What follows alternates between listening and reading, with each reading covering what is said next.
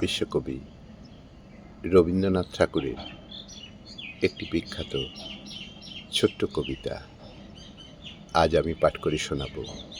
কবিতা আবর্তন। শুরু করছি। ধূপ আপনারে মিলাইতে চাহে গন্ধে, গন্ধ সে চাহে ধূপেরে রহিতে জুড়ে।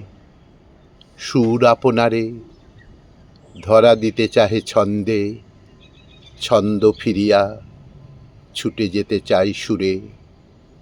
ভাব পেতে চায় রূপের মাঝারে অঙ্গ, রূপ পেতে চায় ভাবের মাঝারে ছাড়া। অসীম সে চাহে সীমার নিবিড় সঙ্গ, সীমা চাই হতে অসীমের মাঝে হারা।